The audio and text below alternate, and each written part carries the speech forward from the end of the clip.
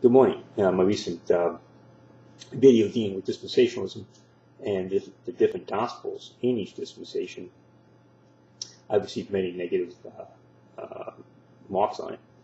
And so this is an open challenge to those who would argue that the gospel is the same, and that the gospel of the kingdom is the same gospel as the gospel of the grace of God.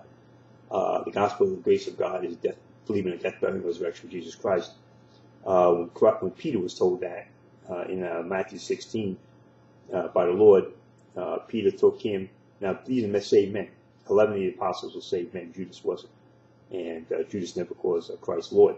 But the other apostles were saved. Then Peter took him and began to rebuke him, saying, "Be it far from the Lord, this shall not be unto thee." So this is not believing in the death, burial, and resurrection of Jesus Christ. Clearly, Peter was saved by a different gospel. And that gospel changed in the book of Acts to the gospel of the grace of God after the death, burial, and resurrection of Jesus Christ. So now those saved people were put into the church, and so there's only one body. But the fact is, there was a transition period going on there, and the gospel of the grace of God, when we're saved, we're not being preached the kingdom. We're being preached the death, burial, and resurrection of Jesus Christ, not the kingdom, the coming kingdom, the Messiah. And Jesus Christ is the Son of God in that relationship as setting up his kingdom. So this is an open challenge to those who want to argue and try to prove that the gospels are the same, that there's one gospel. Now I understand why non-dispensationalists would be upset by this, because it counters the whole idea that the church in Israel is the same, and that the church is going to be in tribulation.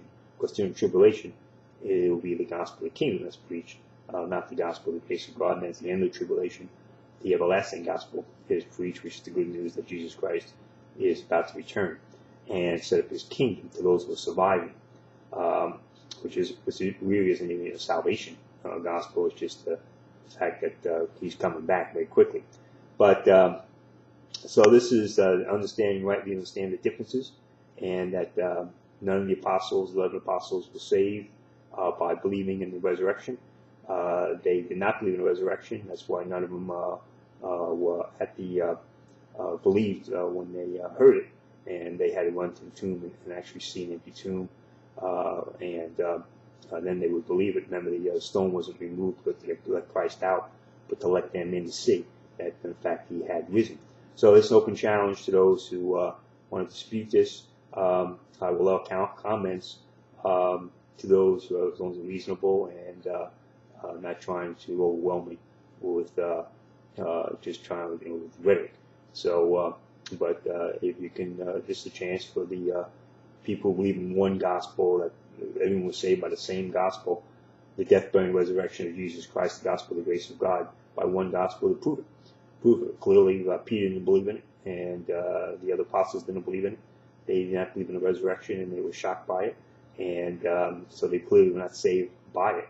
They were saved by another gospel, the gospel of the kingdom, that Jesus Christ was the Messiah and the Son of God. So this is an open challenge to those who want to put up or shut up. Amen. Thank you.